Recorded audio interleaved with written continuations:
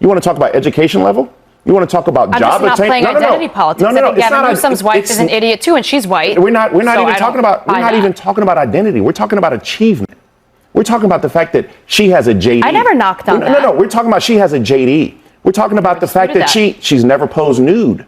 That's lovely. But that's the difference. Few people triggered the conservative press as, predictably, as Michelle Obama, whenever she speaks about politics, identity, or American culture. The response often arrives before her argument has even been seriously examined. In this video, we'll unpack the remarks that reignited that reaction, explore what made them so controversial, and test whether the outrage is supported by what she actually said. Before we roll the clip, take a moment to support the channel by liking this video, subscribing, and turning on notifications so you never miss another breakdown. With that said, let's get straight into it.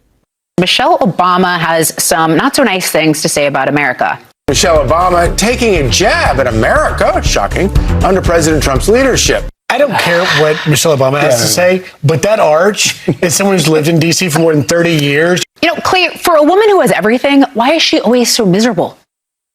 That's true.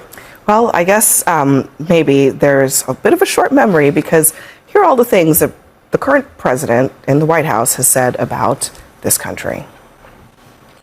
We are a nation in decline. We are a failing nation. Our country is an embarrassment. This country has gone to hell. The American dream is dead. Portland is, I don't know how anybody lives there. Baltimore is a hellhole. Chicago is the worst. These places are really bad. In Washington, D.C., which is a horror show. We're like a garbage can for the world.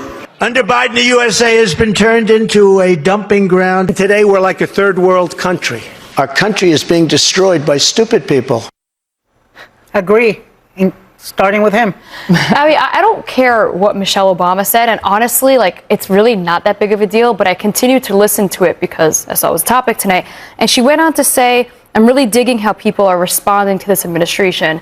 And that really bothered me because I don't know if you're turning on other news channels, but Charlie Kirk was murdered. Savannah Hernandez was beat up by a fat, angry man in Minnesota. You think she was talking about Charlie Kirk being murdered? No, but she said no. She went on to talk about how people are resisting the administration. She talked about Minneapolis. She talked about people showing up in Minneapolis. And people are violent. And we all saw Savannah. 47 people have died in ICE custody under Trump.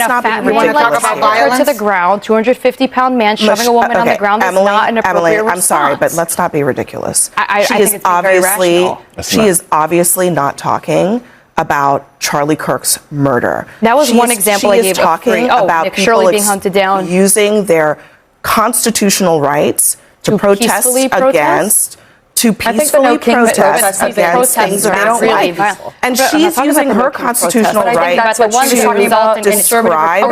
You're talking about Minneapolis, where we also saw 2 American citizens be murdered in the streets. We also saw these protesters. That's what she's talking about. We're in a janky period of America where we're seeing American citizens be targeted and shot. Did she mention any of the things that words that you're putting in your mouth? No, she mentioned Minnesota, which I thought was ironic given what just happened to Savannah. This is all over the news today. I think she was talking about the killings of Renee Good and Alex Preddy. But she didn't say that. So the way you interpret it, she talks about the people of Minneapolis showing up in defense of their community and their But they're not peacefully defending a community. They were very peaceful. I watched the footage. I watched the footage of 3 people.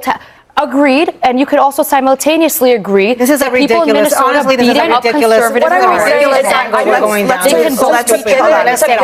let's move on from that, because I think that's what she was getting at is that.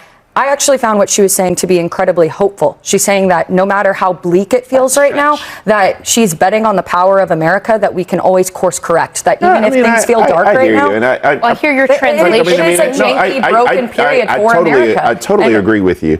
Totally agree with you. And the fact is that Michelle Obama, for a long period of time from conservatives, has gotten just an unfair, they've talked about her looks. They called her out her name. They called her an ape. They called her a monkey. Michelle Obama is Melania spared from that? It's every first lady that gets scrutinized. We're not necessarily talking about the same thing, but I'm going to finish. Michelle Obama is one of the most talented people we have who've entered this political sphere. She's very educated. She's very well spoken. She's a beautiful woman. And all she's doing is speaking her mind right now. And the trouble that Republicans have, and the trouble that you have, Emily, it's fascinating to watch, is that when you have a black woman who is speaking her truth. This is not about skin color, Bakari. No, I'm just saying. Because everyone has it's the same reverberation.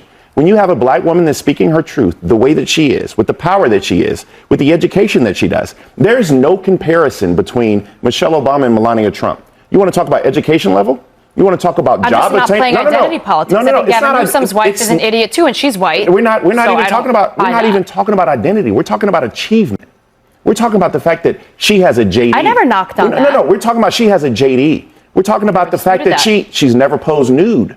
That's we're talking lovely. But that's the difference. She's never had to deny. And she's never had to deny Jeffrey Epstein. I don't recall knocking on any of that. I simply said I find it disturbing that today of all days she mentioned Minnesota. And the crazy thing about it, when I said that, you said identity, and I'm like, no. Because you happen to mention that she's black, and I don't care. I actually think she might be a lovely woman. Bakari Sellers was describing a frustration many black women understand all too well. You can collect the qualifications, prove yourself repeatedly, and spend years developing your abilities, only to see doors open for people whose preparation does not come close to yours. Experiences like that can slowly create self-doubt, making someone question whether the sacrifice mattered or whether they were ever good enough in the first place. That doubt should not be mistaken for truth. A person's worth cannot be measured by institutions that often fail to recognize talent consistently or distribute opportunity fairly. This is also why the constant effort to place Michelle Obama and Melania Trump in the same category misses the point.